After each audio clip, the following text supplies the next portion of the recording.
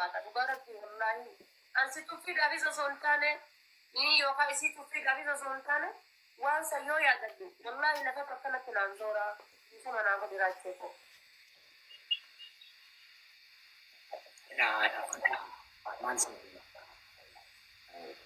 Ani amma lammanni baay'ee asirratti miidiyaa kana irra faatii isaa argiteettan waan hin jedhamne baay'ee namni baay'ee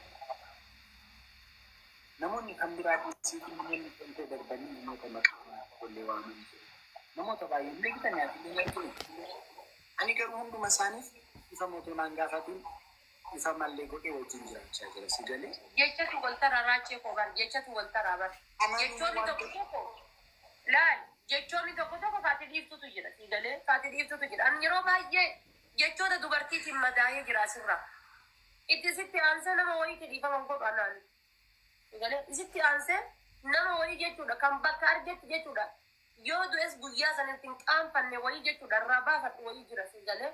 Garuu hoo ani hammeenya guddaa san fuudhanii narra kaayanii kan hammeenya guddaa san baadadhee ammas dhiifama giseen jedhu wallahi hin danda'u raachee dhiifama naa godhu wallahi obboleetti kan teessitti haa fakkaatu. Riifoorti san fuudhee sheersitti godhaa obboleetti kan teessitti sitti haa fakkaatu wallahi hawwii sitti haa fakkaatu. Usuu isiidhaan jechi kun jedhame hoo an dhiifama godhuun jedhaani jettee ilaalta jechuudha. Rakkoon qabu keessaa naasofna telegiraama ta'een qabaaniti si dubbisee keessaan naasofna rakkoon qabu ammaaf isa manaa godhu. Eshi keessaan golgoolii sadan keenya keessaa naasofna godha.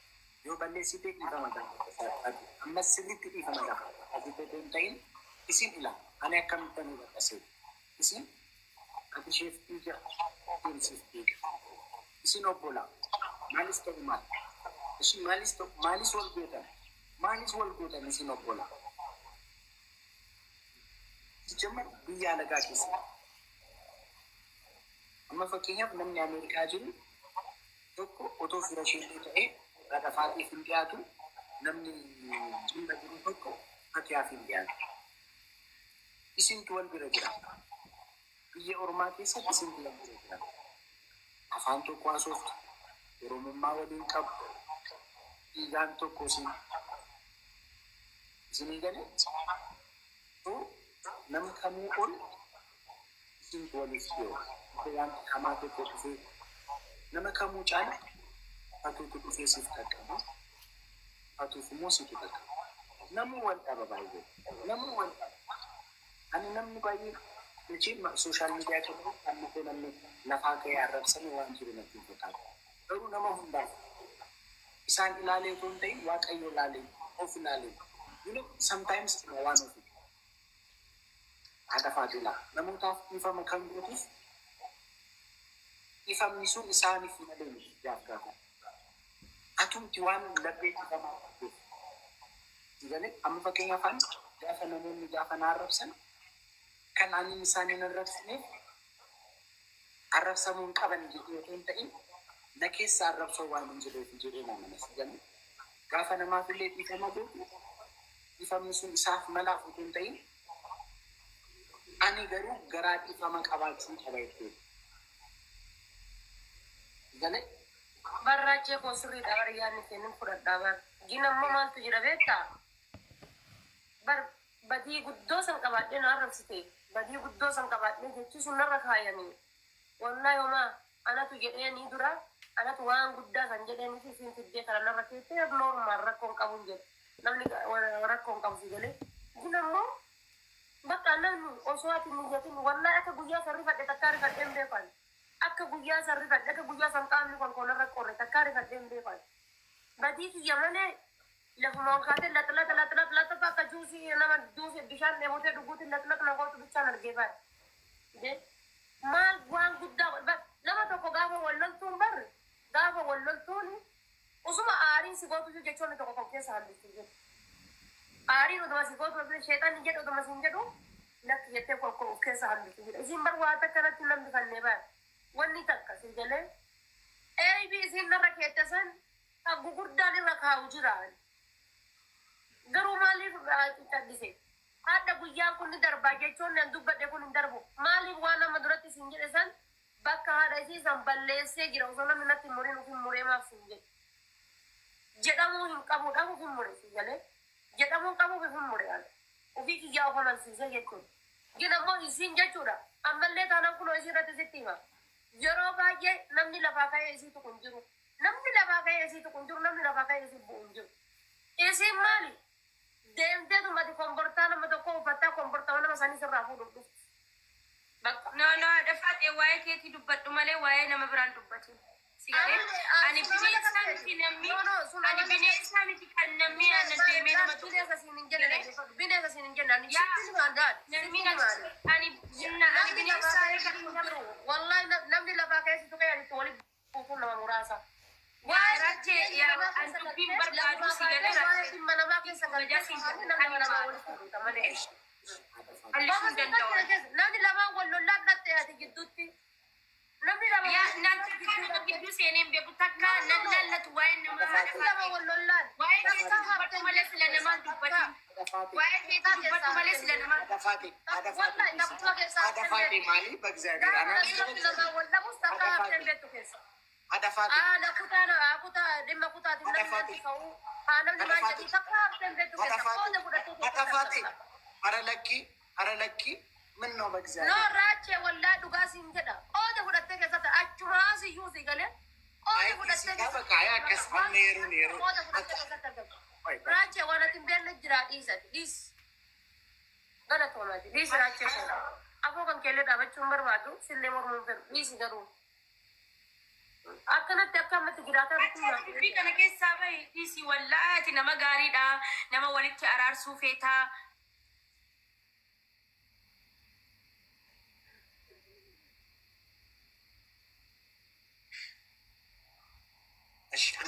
Ani bakla. Ani mal seetanila.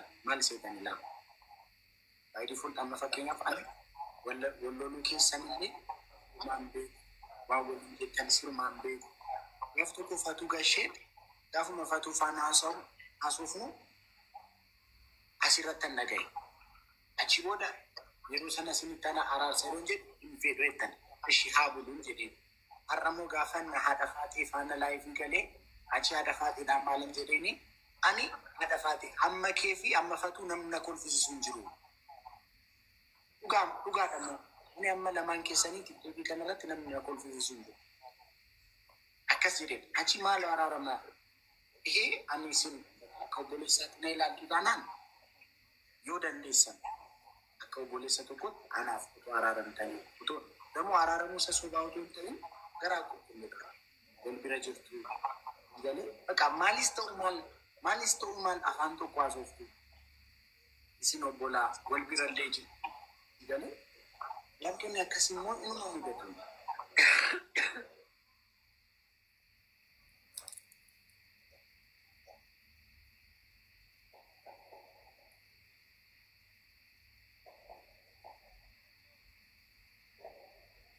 Foonaan illaa jedheera garuu isa duraanii yoon kaase anis keessi kiyya madaa si galee kanaafuu ani rabbiif jecha afoonaan illaa jedheera yoo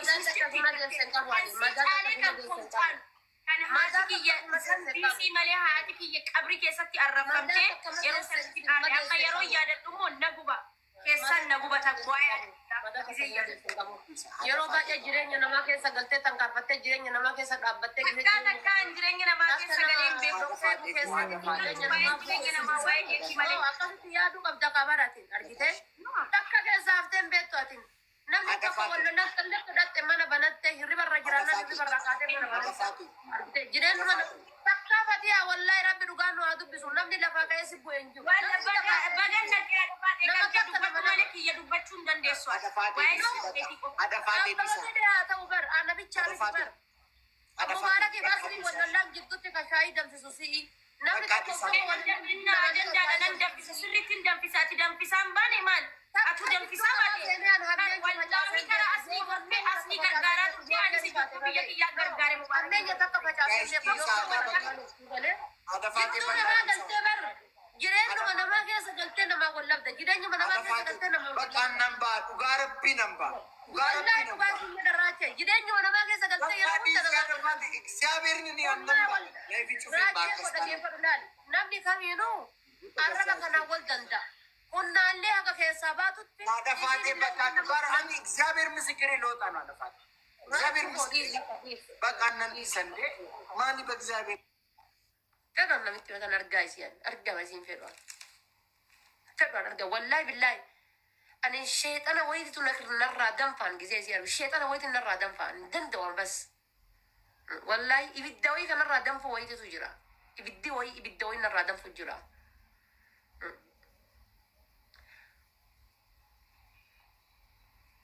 Guys, hedduu danda'ee jira. Maqaa badii TikTokii kanarraa hedduu danda'ee jira. Hedduu danda'eera maqaa badii TikTokii kanarraa. Warri gowwaa jettan an gowwaadha. Faaraa warri jettanii see faaraa anadhallee borullee iftaanillee faara gara fuulduraallee faara.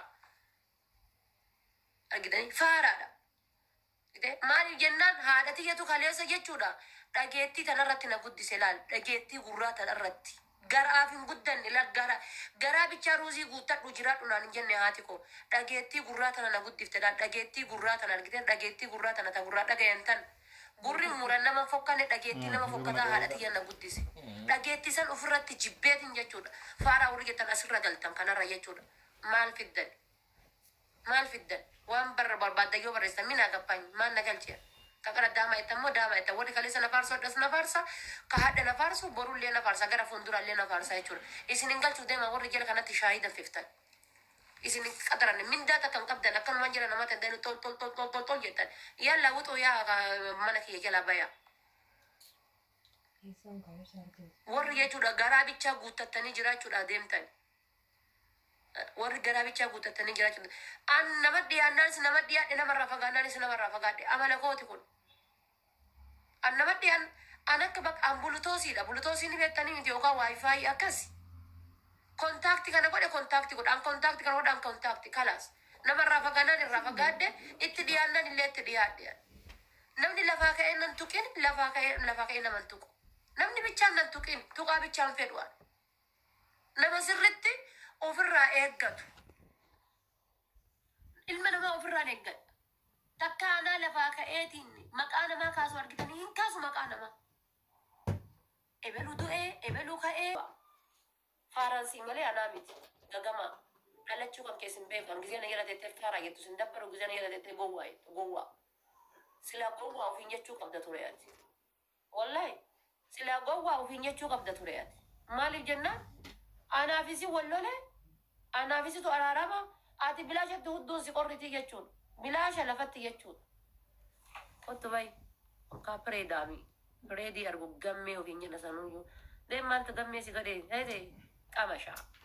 Jala kana teettaniitiin as jalatti jechuudha rabbiin darajaa kana isinii kenne koomentii kana jalatti koomentii kee kana jala barreessanii an koomentii keessan isinii ilaaluudhaaf bakkuma argitan koomentii jala deemtaniitiin waa barreessitaniitiin sareen garaagarummaan qabdan. Sareetti maliqimsaa. Sareen garaagarummaan qabdu warri koomentii jala deemtanii waan isin hin galchine keessa. Mee amma anaafisii yoo araarsan si harkisanii si waaman. Viidiyoo argiftee olii gadi hin deemtaa si waaman.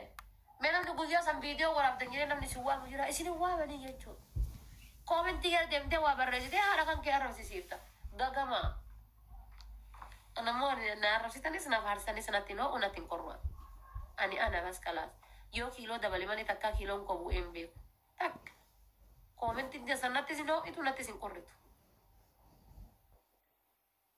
Osoo akka koomentii teessaniitii yoo tan akka shaashii tanan lafa kaa'ee deemee.